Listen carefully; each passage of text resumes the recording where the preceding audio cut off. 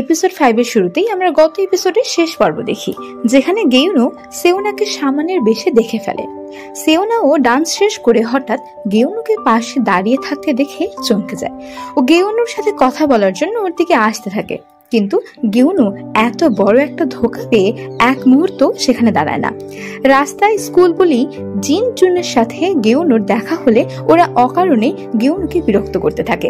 কিন্তু হঠাৎই গেউনো কান্না করে বলতে থাকে, আমার কি অপরাধ? আমি কি করেছি যে তোমরা সবাই আমার সাথে এমন করো? গেউনোর কথা শুনে জিন জুংরা ওকে আর বিরক্ত করে না। ওরা চলে গেলে গেউনো ওখানে একাই বসে থাকে। সেওনা গেউনোকে খুঁজতে খুঁজতে ওখানে এসে পেলে দেখে আশেপাশে সব আত্মারা ওকে ঘিরে রেখেছে। সেওনা গেউনোর সাথে কথা বলতে গেলে যখন দেখে আত্মাগুলো গেউনোর আরো কাছে চলে আসছে, তখনও না পেরে মন্ত্রপুত লবণ ছুঁড়ে মারতে থাকে। গেউনো সেওনার সামানিক কাজ দেখে ইয়োমহা ওর সাথে ছোট থেকে যত খারাপ আচরণ করেছে সব মনে করতে থাকে, আর সেওনার থেকে আরো বেশি কষ্ট পায়। অন্যদিকে সামান শিন আর বাকি সামানেরা হন্টেড হাউসে পৌঁছে ইভিল স্পিরিটটাকে তাড়ানোর জন্য রিচুয়াল করতে থাকে। কিন্তু সেওনা রিচুয়ালে না থাকায় শিন ওর জন্য দুশ্চিন্তা করতে থাকে। বাসায় ফিরে সেওনাকে কল দিলে বাসার ভিতর থেকে ফোন বাজার শব্দ শুনলে ওরা ভিতরে গিয়ে দেখে সেওনা মন খারাপ করে বসে আছে। কি হয়েছে জিজ্ঞাসা করলে ও গেউনো সব জেনে গিয়েছে এ কথা বলে দেয়। রাতে ওর মন খারাপ থাকায় কেউ আর কিছুই জিজ্ঞাসা করে না। কিন্তু সকালে ওর মা ওকে ইয়োমহার সাথে দেখা হয়েছে কিনা জিজ্ঞাসা করলে ও গত রাতে ইয়োমহার সাথে ডান্স করার কথা জানায়। ইয়োমহার সাথে ডান্স করেছে জানার সাথে সাথে সামান শিন সহ বাকি সবাই ভয় পেয়ে যায় যে ইয়োমহার উদ্দেশ্য কি হতে পারে, যার জন্য ও সেওনাকে এভাবে ব্যবহার করলো। সেওনা ওদের দুশ্চিন্তার কারণ বুঝতে না পারলে এবার ওরা প্রথমবারের মতো সেওনাকে জানিয়ে দেয় যে এই ইভিল স্পিরিটটাকে ইয়োমহাই এতদিন ধরে শক্তিশালী করে তুলেছে, আর ইয়োমহা সামান শিনের আরেকজন স্পিরিট ডটার, অর্থাৎ এক হিসেবে ও সেওনার বোন। কিন্তু কোনো এক কারণে ও ভুল পথে চলে যায়, যার ফলাফল আমরা এখন দেখতে পাচ্ছি। ওর খারাপ হওয়ার কারণ আমরা পরবর্তীতে জানতে পারবো। অন্যদিকে গত রাতে অনেকক্ষণ মন খারাপ করে বসে থেকে গেউনো ও দাদির সাথে ছবিগুলো ঠিক করার চেষ্টা করে, কোন রকমে মন্ত্রগুলো মুছে ফেলে। সকালে স্কুলে গেলে জিহো সহ বাকি সকলেই বুঝতে পারে গেউনোর সাথে সেওনার ঝামেলা হয়েছে, কিন্তু সেওনা আর গেউনো কাউকেই কিচ্ছু বলে না। জিহো বারবার জোর করতে থাকলে শেষমেশ সেওনা গেউনোর সামনেই জিহোকে বলে যে আমি একজন সামান ছোটবেলা থেকে, আর গেউনো এই কথা জেনে গিয়েছে। এজন্য ভাবছে আমি ওর সাথে এই কারণেই বন্ধুত্ব করেছিলাম যাতে ওর উপর আমি ম্যাজিক করতে পারি। মূলত জিহো সব জানা সত্ত্বেও ও গেউনোর সামনে ওকে কথাগুলো বলে যেন গেউনো ভাবে জিহো ওর মতোই কিছুই জানতো না, যাতে গেউনো সেওনার মতো জিহোর উপরেও রাগ করে ওকেও দূরে সরিয়ে না দেয়। সেদিন গ্রুপ স্টাডির পরে ওরা সবাই একসাথে যাওয়ার সময় রাস্তায় একজন পাগল মহিলাকে দেখে, যিনি ময়লার মধ্যে নিজের বাচ্চাকে হন্যে হয়ে খুঁজছিলেন। হঠাৎ মহিলাটি দোইউনকে দেখলে রেগে যায়। দোইউনও ভয়ে সেওনার পিছে গিয়ে লুকায়। মহিলাটি রেগে এসে দোইউনকে মারার চেষ্টা করলে সেওনারা সবাই মিলে কোনোভাবে সেবারের মতো মহিলাটির হাত থেকে দোইউনকে বাঁচায়। সেদিন স্টাডি রুমে পড়তে গিয়ে সেওনা বারবার দোইউনের কাঁধে বাচ্চার আত্মাটিকে দেখছিল। বাচ্চারা গেউনোকে দেখে কেমন করে যেন তাকিয়ে থাকে।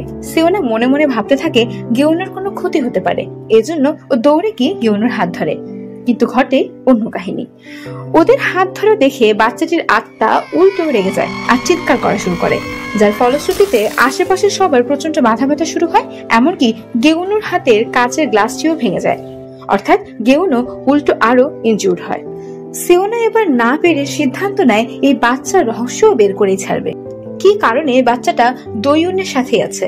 ও দোইউনের বাসায় যায় এবং দেখে দোইউনের অনেক পুতুলের কালেকশন। ও পুতুল অনেক পছন্দ করে, আর এখানেই আসল টুইস্ট বাহিরে আসে। বাচ্চাটি একটা পুতুলের সাথে কানেক্টেড, আর পুতুলটি দোইউনের কাছে থাকায় বাচ্চাটি মুক্তি পাচ্ছে না। সেওনা দোইউনের কাছে পুতুলটি চাইলে দোইউন রেগে সেওনাকেই বাসা থেকে বের করে দেয়, কারণ ও পুতুলগুলোকে ছোট মানুষের মতো নিজের বাচ্চা ভেবে আদর করে। সেওনা বারবার রিকোয়েস্ট করলেও কোনো লাভ হয় না। রাতে বাসায় যেও ভাবতে থাকে ওর মানব কবচ এখন আর কাজ কেন করছে না, কারণ ও আজকে গেউনোকে টাচ করার পরেও গেউনো আঘাত পেয়েছে। আরেকজন সামান ওকে ভাবে চিন্তা করতে দেখলে বলে, তুমি বরং এটা ভাবো কবে থেকে কবচ কাজ করা বন্ধ করেছে। এটা না ভেবে যে কবচ কাজ কেন করছে না, তাহলেই তুমি উত্তর পেয়ে যাবে। এদিকে আমরা দেখি গেউনো বাসায় গিয়ে নিজের ক্ষত ঠিক করতে করতে সেওনার সাথে কাটানো প্রতিটি সুন্দর মুহূর্ত মনে করতে থাকে। ওর বারবার মনে হতে থাকে সেওনা ওকে পুরোটা সময় ধোঁকা দিয়েছে। একটু পরে রুম পরিষ্কারের সময় কষ্টে ও সেওনা লিপ বামটিও ডাস্টবিনে ফেলে দেয়। এই সিনটি মনে রাখবেন।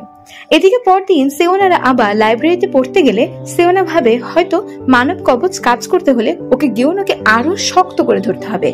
এটা টেস্ট করার জন্য ও গেউনোকে ধরতে যায়, কিন্তু গেউনোই উল্টো ওকে জড়িয়ে ধরে বলে, আমার উপর ম্যাজিক করবে তাই না? তুমি কেন এতদিন আমাকে এভাবে ধরতে আমি জানি, নাও তোমার যত ম্যাজিক করার করো। এদিকে ওরা একসাথে হওয়ায় কোনো এক কারণে বাচ্চার ঘোষটা এত রেগে যায় যে অনেক জোরে শব্দ করতে থাকে। সবার মাথা ব্যথা তো হয়ই, সাথে ওর শক্তিতে লাইব্রেরির বুকশেলফ গুলো পড়তে শুরু করে। সেওনার উপর পড়ার কথা থাকলেও গেউনো সেওনাকে আড়াল করে নিজের উপরেই সব নিয়ে নেয়। ফলশ্রুতিতে আহত হয়ে গেউনো সেখানেই জ্ঞান হারায়। ওকে দ্রুত হাসপাতালে নেওয়া হয়। সেদিন রাতে সেওনার কাছে একজন মহিলা আসেন। তিনি গতদিনের সেই পাগল মহিলাটিকে এনেছেন যে সারাক্ষণ নিজের বাচ্চাটিকে কল্পনা করে কাঁদতে থাকে। সেওনার মনে পড়ে যায় এই মহিলাটি সেদিন দোয়ুনকে দেখে বলেছিল দোয়ুন তার বাচ্চা নিয়ে নিয়েছে। কি একটা মনে হতে সেওনা মহিলাটিকে জিজ্ঞাসা করে তার বাচ্চা দেখতে কেমন ছিল। সেওনা মহিলাটিকে দোয়ুনের সেই পুতুলটির বর্ণনা দিতেই হুবহু মহিলাটির দেওয়া বর্ণনার সাথে মিলে যায়। সেওনা তখন এই মহিলাটিকে জানায় তাকে ঠান্ডা করার উপায় আমার জানা আছে। একথা বলে সেওনা নিজের আসল বেশেই দোয়ুনদের বাসায় যায়। দোয়ুনকে এবার ও সব সত্যি কথা জানিয়ে দেয়। আর এরপরে আমরা মহিলাটির সাথে এই আত্মার সম্পর্কের কথা জানতে পারি। মহিলাটির বাচ্চা মারা যাওয়ার পরে সে মানসিকভাবে ভেঙে পড়েছিল। এরই মধ্যে একদিন দোয়ুন পুতুলটিকে কেনে, কিন্তু পছন্দ না হওয়ায় ওর মা পুতুলটি ডাস্টবিনে ফেলে দেয়।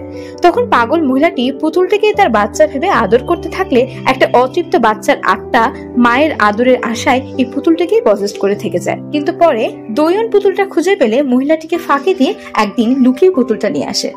এজন্য মহিলাটি দোয়ুনকে দেখলে রেগে যেত, কিন্তু এদিকে কোনোভাবেই দোয়ুন পুতুল দিতে রাজি হয় না। তখন সেওনা বলে ও পুতুল দিলে সেওনা আজ থেকে ওর বন্ধু হয়ে যাবে। এই কথায় রাজি হয়ে শেষমেশ সেওনাকে দোয়ুন পুতুল দিয়ে দেয়।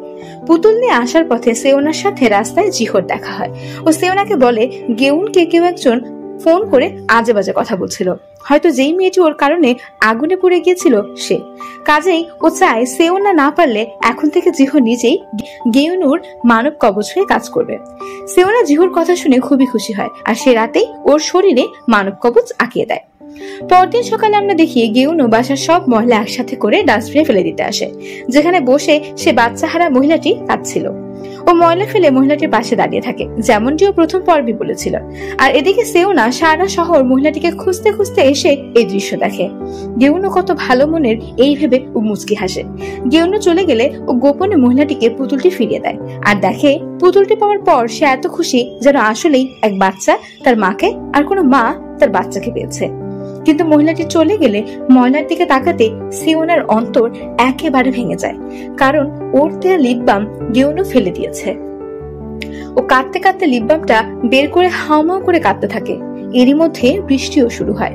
আমরা দেখি ওর পিছে কেউ একজন ছাতা নিয়ে দাঁড়ায়, আর সে মানুষটি অন্য কেউই নয়, বরং গেউনো। এপিসোড 5 এখানে শেষ।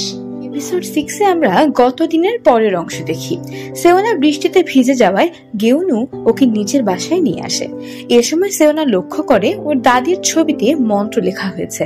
সেওনা ভয় পেয়ে যায়, কারণ কোনো মৃত মানুষের মুখের উপর মন্ত্র লেখা হলে সে আর স্বর্গে যেতে পারে না, সারা জীবনের জন্য সে হেলে আটকে যায়। সেওনা গেউনুকে এই কাজ কে করেছে জিজ্ঞাসা করলে ও ইয়োমোহার কথা বলে। সেওনা বলে যে এই কাজ করেছে একমাত্র সেই এই কাজ সরাতে পারবে। গেউনো এই কথা শুনে সেওনাকে বলে যে এই কাজ করেছে সে আমাকে দেখতে পারে না ঠিকই, কিন্তু তোমার সাথে তার ভালো সম্পর্ক। তুমি প্লিজ তাকে অনুরোধ করো যেন সে আমার দাদিকে ছেড়ে দেয়। সেওনা কিছু বুঝতে না পারলে গেউনো জানায় তুমি গতদিন যার সাথে ডান্স করেছিলে সেই মহিলাই এই কাজ করেছে। এই কথা শুনে সেওনার উপর যেন আকাশ ভেঙে পড়ে, যে কত খারাপ একটা মানুষকে সে রাতে ও বিশ্বাস করেছে। গেউনুকে আর কিছু বলতে পারে না সেওনা, নীরবে চলে যায়। কি একটা সন্দেহ হতে গেউনুর দাদির মেমোরিয়ালে গিয়ে তার ছাইয়ের পটটা চেক করতেই একটা বাজে কবচ পায় সেওনা। বুঝতে পারি এই কাজ করতে গত পর্বে ইয়োমোহা মেমোরিয়ালে এসেছিল। আর এই কবচ এতটাই খারাপ যে মৃত্যুর পরেও মানুষকে পরকালে যেতে দেয় না, তার আত্মাকে আটকে রাখে। সেওনা কবচের কার্যকারিতা নষ্ট করতে ওর বাসায় নিয়ে যায়। সব সমানেরা একসাথে চুক্তি করে সেওনাকে বলে ওই কবচের উপর আরেকটা উল্টো কবচ লিখতে। সেওনা করেও তাই, যার কারণে দাদির উপরে করা ম্যাজিকের কার্যকারিতা কমে যায়। কিন্তু এখনো ছবিগুলো বাকি আছে। হয় ছবিগুলো পুড়িয়ে ফেলতে হবে, অথবা ইয়োমোহাকেই ম্যাজিক উঠিয়ে নিতে হবে, না হলে সম্পূর্ণ ম্যাজিক উঠবে না। এই উদ্দেশ্যে গেউনো ওর বাবার বাসায় যায়, কেননা শামান ইয়োমোহা ওদের বাবার বাসায় থাকে। কিন্তু ওর বাবা ওর সাথে অকথ্য আচরণ করে। গেউনো বারবার ওর বাবাকে বলতে থাকে যেন ইয়োমোহার সাথে দেখা করিয়ে দেয়। ওর বাবা প্রথমে মানতে না চাইলেও পরে ওর জোরাজুরিতে না পেরে ইয়োমোহার সাথে ওকে দেখা করিয়ে দেয়।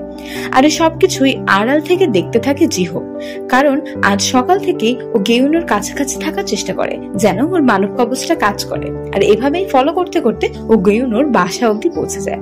এদিকে ইয়োমোহার সাথে গেউনোর দেখা হলে ইয়োমোহা আবার ওর মাথায় একটা তাবিজ ধরে ম্যাজিক করতে যায়, কিন্তু লক্ষ্য করে তাবিজটা কাজ করছে না।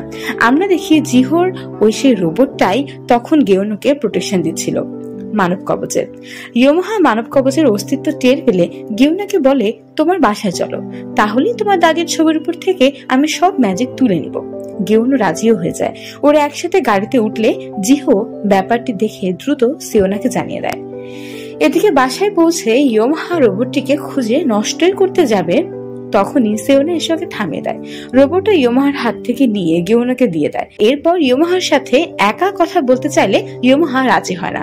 তখন না পেরে সেওনা নিজের সামানিক রূপ দেখায়, যেটা দেখে ইয়োমোহা সহ আমরা দর্শকও অবাক হয়ে যায়। এপিসোডের অন্যতম সুন্দর একটি সিন ছিল এটি।